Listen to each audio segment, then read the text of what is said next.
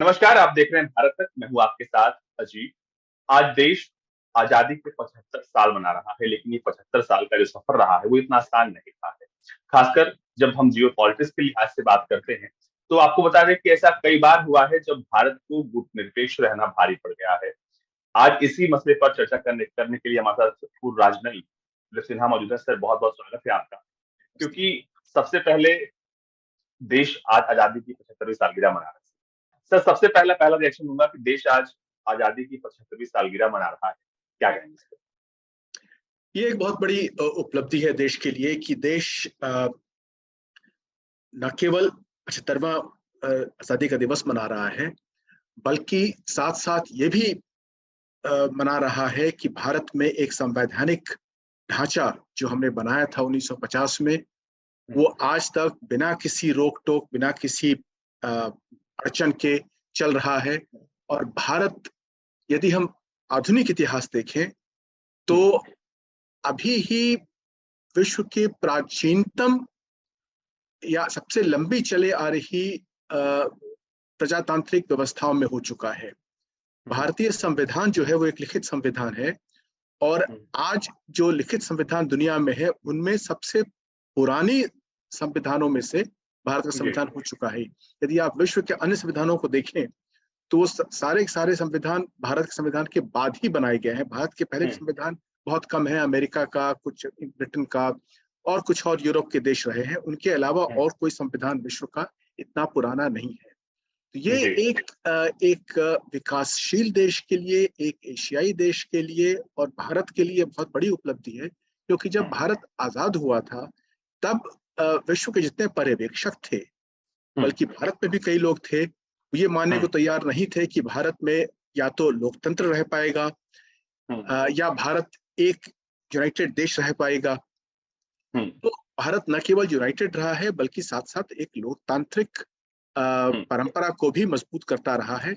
और भारत एक रूप से एक उदाहरण बन गया है पूरे विश्व के लिए कि कैसे एक वादी देश, जहाँ विभिन्न धर्म हैं, विभिन्न जातियां, विभिन्न भाषाएं बोली जाती हैं, इतना बड़ा देश कैसे लोकतांत्रिक तरीके से एकजुट रह सकता है, शांतिपूर्वक अपना प्रशासन चला सकता है और साथ साथ प्रगति भी कर सकता है। क्योंकि दुनिया में और कई ऐसे देश हैं जो ये कहते हैं कि लोकतांत्रिक देश में प्रगति नहीं हो सकती है। यदि प्रगति करनी है तो आपको थोड़ा बहुत अपनी आपकी जो बुनियादी जो अधिकार है उनको आपको दबाना होगा, नहीं तो आप प्रोग्रेस नहीं कर पाएंगे। भारत ने दिखा दिया है कि भारत प्रोग्रेस भी कर सकता है, और भारत एक फेडरल स्ट्रक्चर होते हुए भी प्रोग्रेस कर सकता है। यानी कि हमें अपने हमारा फेडरल स्ट्रक्चर और मजबूत हुआ है। जब आजाद हुए तो हमारे यहाँ 9 प्रांत थे और कुछ राज्य थे। धीरे धीरे हमने उनको रीऑर्गेनाइज किया, करते करते आज 29 प्रदेश हैं देश में, और सभी प्रदेश मिलकर मिलजुल कर एक जो हमारा जो फेडरल स्ट्रक्चर है, संघीय व्यवस्था है, वो उसे मजबूत करते आए हैं। तो ये एक विश्व के लिए उदाहरण है। और सर, भारत के लिए मैं ये जानना चाहूंगा, गुटनिरपेक्ष रहना बीते 75 सालों में कितना मुश्किल रहा और क्या क्या परेशानियां आई, एक बार इसके बारे में जरूर बताइए। गुटनिरपेक्षता की जो नीति थी वो हमारे देश ने, हमारे पहले प्रधानमंत्री जवाहरलाल नेहरू ने उसको प्रतिपादित किया था।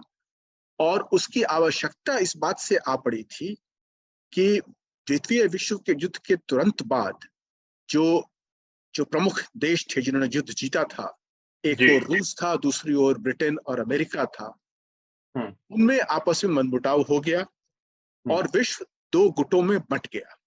और दोनों ही गुट दबाव डालने लगे सभी देशों के ऊपर कि वो उसके गुट में शामिल हो जाएं। भारत के लिए उस समय ये एक बहुत बड़ी समस्या बन गई थी, क्योंकि भारत आजाद हुआ था ब्रिटेन से, और भारत की एक नीति थी उस समय कि उपनिवेशवाद का विरोध करे और रंग भेद की जो नीति थी, अपार्थाइड, उसका विरोध करे, जो कि पश्चिमी देश उसका समर्थन नहीं कर रहे थे।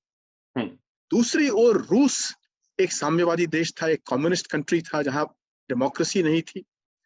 और रूस द्वितीय महायुद्ध के तुरंत बाद उसने अन्य देशों में कम्युनिस्ट पार्टियों का समर्थन शुरू कर दिया ताकि वो हिंसात्मक तरीके से सत्ता हथिया सके। रूस ने चीन में कम्युनिस्ट पार्टी को सहायता दी और कम्युनिस्ट पार्टी, चीन की कम्युनिस्ट पार्टी ने 3-4 साल में ही वहां की सरकार को पर हमला करके चीन पर कब्जा कर लिया। उसके बाद वियतनाम में, कोरिया में रूस ने सहायता की कम्युनिस्ट पार्टियों की। तो भारत इस प्रकार की हिंसात्मक राजनीति में विश्वास नहीं करता था। भारत विश्वास करता था कि जो भी दल सत्ता में आए वो चुनाव लड़कर आए, न कि बंदूक के दम पर आए या तलवार की धार पर आए। तो भारत के लिए ये मुसीबत थी कि किसी एक गुट में शामिल नहीं होना चाहता था भारत। और भारत नया नया आजाद हुआ था, इसलिए चाहता था कि अपनी जो स्वायत्तता है विदेश नीति की उसे बनाए रखे। इस मुश्किल समय में भारत ने यह निर्णय किया कि वो किसी भी गुट में शामिल नहीं होगा। लेकिन भारत एक न्यूट्रल कंट्री नहीं बनना चाहता था, और इसमें एक फर्क समझना बहुत जरूरी है कि तटस्थ होना और गुट निरपेक्ष होना में फर्क होता है। तटस्थता उस समय अंतर्राष्ट्रीय संबंधों में या अंतर्राष्ट्रीय कानून में एक स्थापित नीति थी। जैसे स्विट्जरलैंड या ऑस्ट्रिया बाद में ऐसे देश थे जो अपने आप को न्यूट्रल घोषित करते थे, तटस्थ घोषित करते थे। न्यूट्रल का मतलब होता है कि चाहे विश्व में जो भी हो जाए वो देश किसी भी युद्ध में या किसी भी संगठन में शामिल नहीं होगा। भारत ने कहा कि भारत तटस्थ नहीं है, भारत गुट निरपेक्ष है, वो केवल गुटों में शामिल नहीं होना चाहता है, लेकिन जहां तक विश्व की समस्याएं हैं, विश्व में जो भी मुद्दे खड़े होते हैं, जो भी विवाद होते हैं, उन विवादों में भारत अपना स्टैंड लेगा। और वो स्टैंड लेगा अपनी जो उसके जो सिद्धांत हैं, उसकी जो नीतियां हैं, उनके आधार पर लेगा। अब जैसे इंडोनेशिया में उस समय लड़ाई शुरू हुई आजादी की और हॉलैंड का राज था वहां पर। तो हॉलैंड ने द्वितीय महायुद्ध के बाद जब जापान हार गया तो हॉलैंड ने कोशिश की वापस जाके इंडोनेशिया पर कब्जा कर ले। तो भारत ने कहा कि भारत तटस्थ नहीं रहेगा उसमें। भारत ने सहायता दी इंडोनेशिया को और इंडोनेशिया का मामला उठाया संयुक्त राष्ट्र में, उसे समर्थन दिया और इंडोनेशिया की आजादी में उसकी सहायता की। उसी प्रकार साउथ अफ्रीका में उस समय अपार्थाइड की नीति शुरू हो रही थी, रंगभेद की नीति। तो भारत ने उसका विरोध किया और उसके खिलाफ प्रस्ताव लाया भारत संयुक्त राष्ट्र में।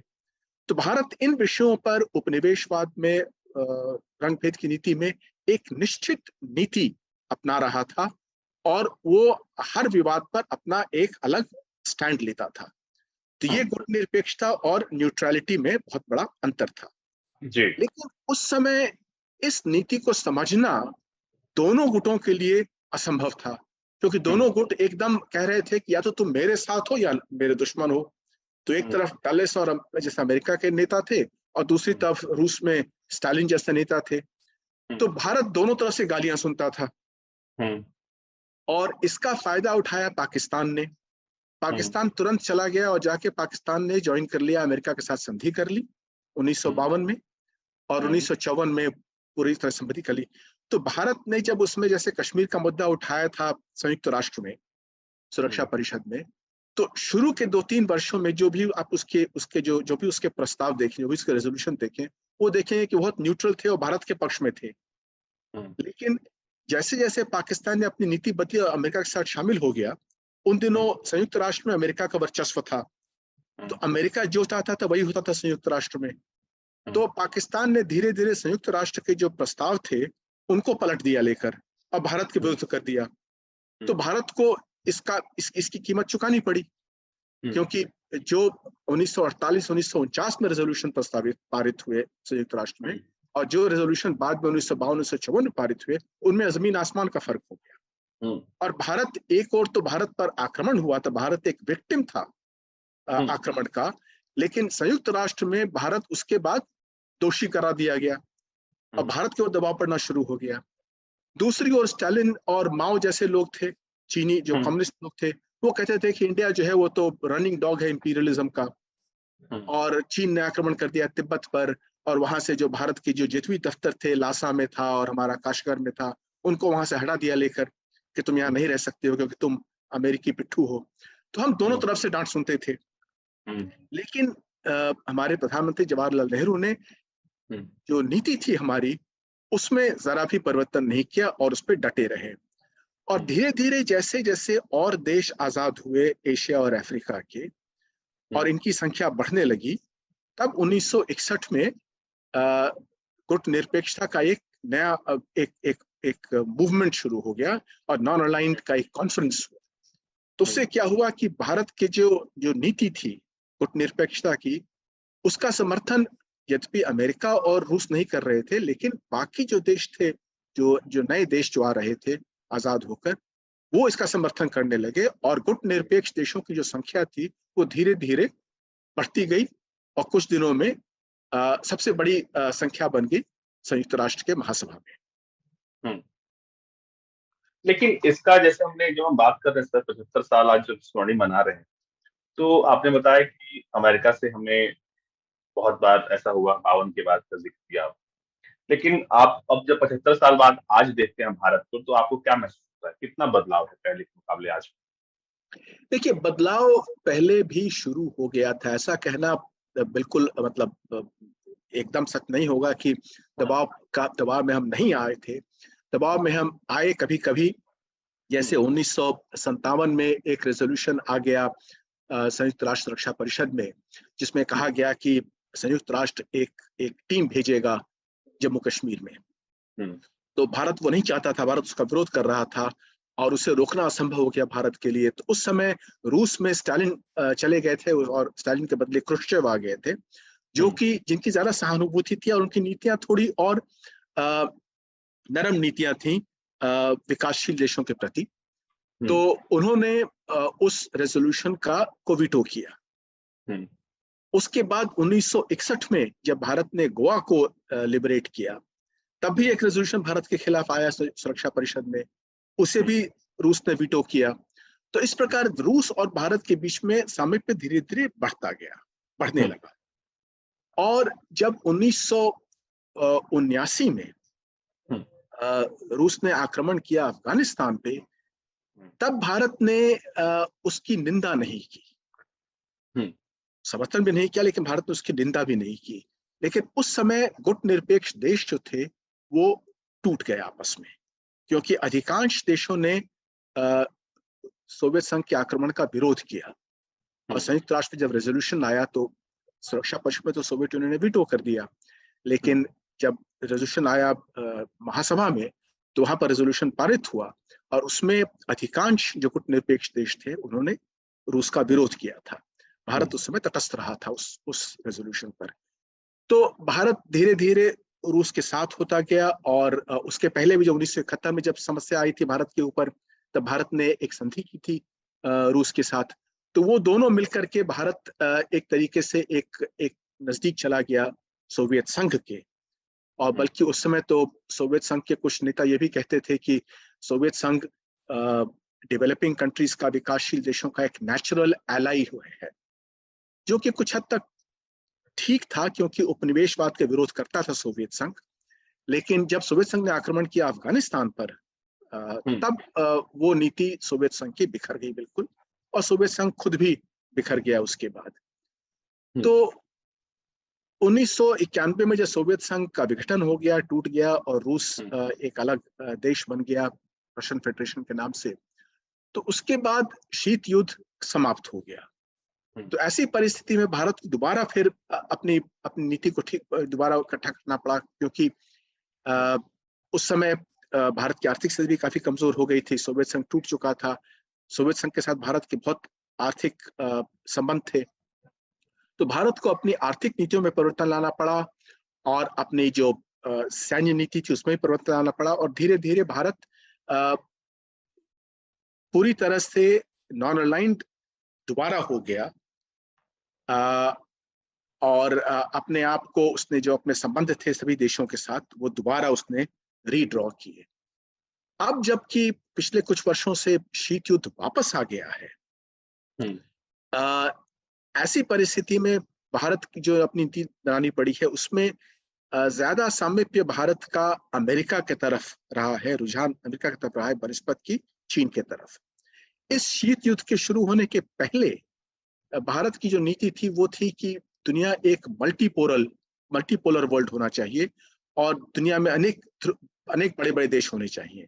तो इसी मल्टीपोलर वर्ल्ड की ओर भारत ने प्रयास किया। तो उसके अंतर्गत भारत ने ब्रिक्स का समर्थन किया, शंघाई कोऑपरेशन ऑर्गेनाइजेशन का समर्थन किया, फिर इप्सा का समर्थन किया, और भी अन्य संगठनों में भारत शामिल हुआ।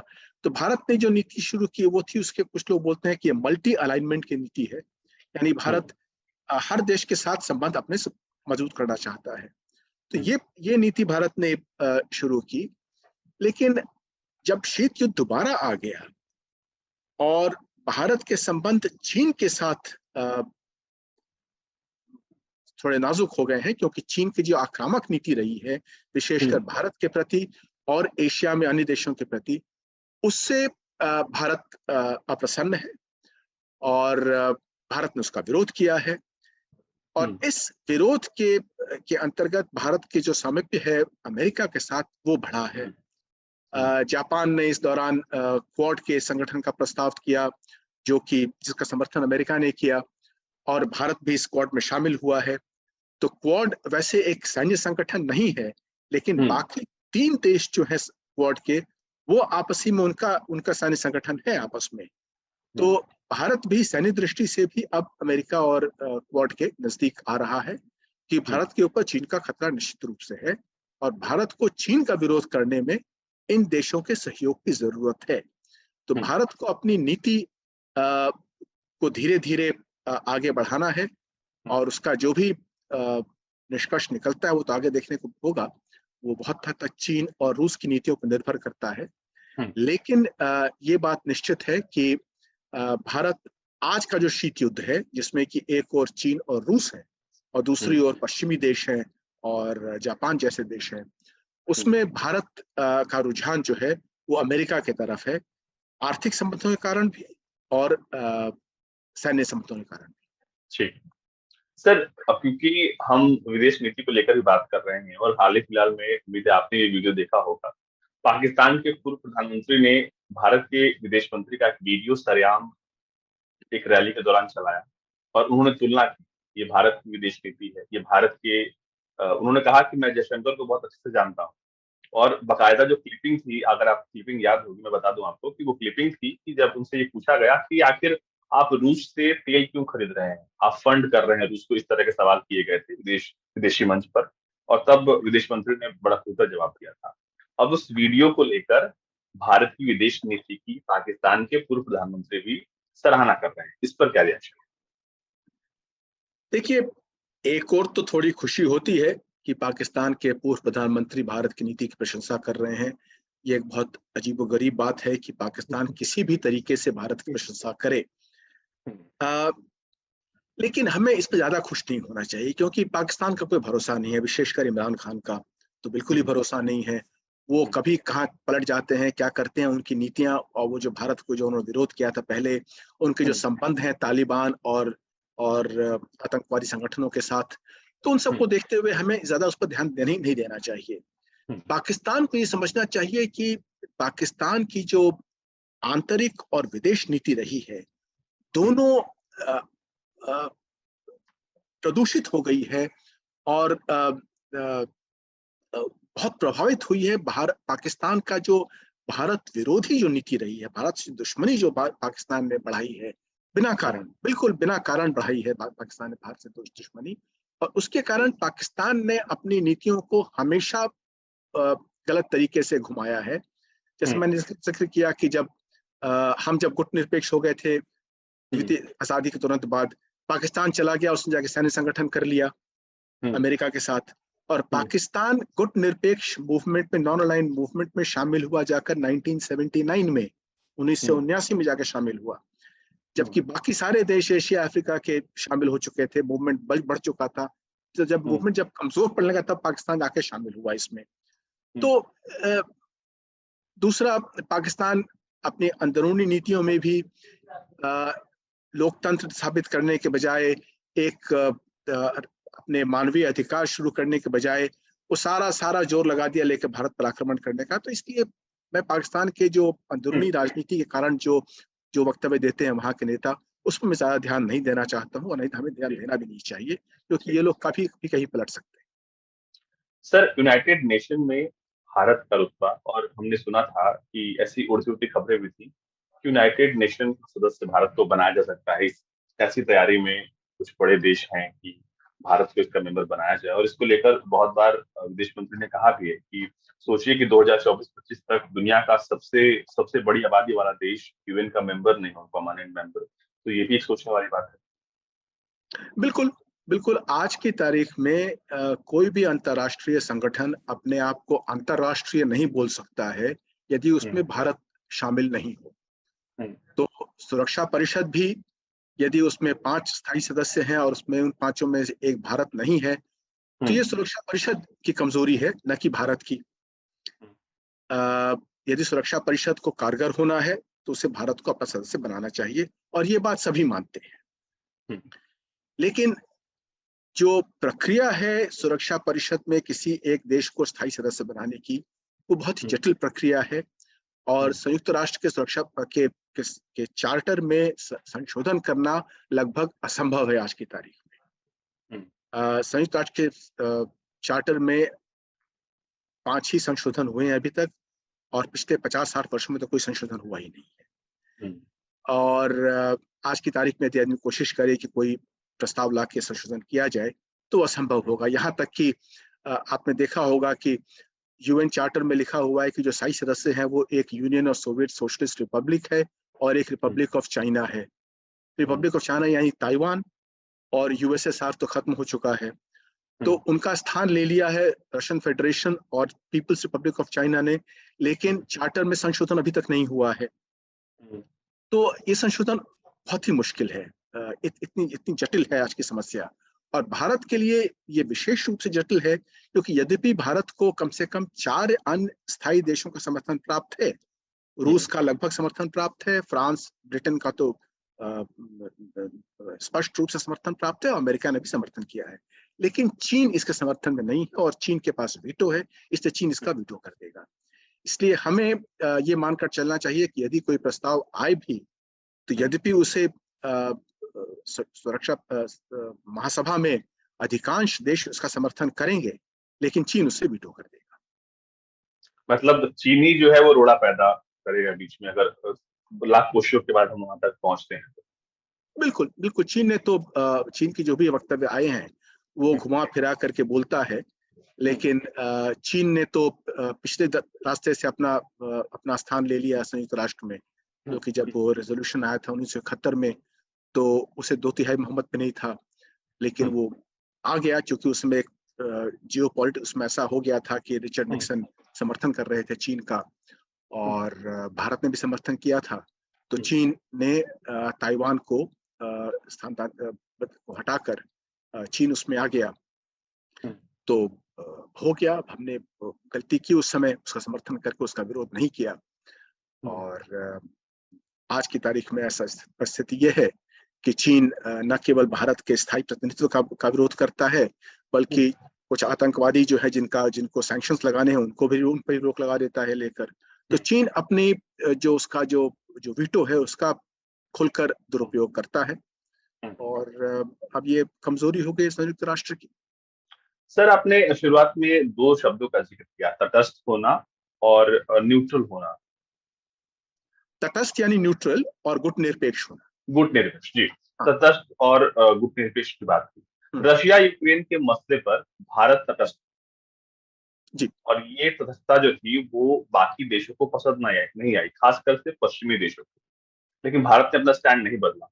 लेकिन आपने फिर आगे बताया हमें कि अभी जो झुकाव है हमारा पश्चिमी देशों की तरफ है, लेकिन हमारे जो रिश्ते हैं रूस के साथ, हम उस पर भी तो लगातार काम कर ही रहे हैं।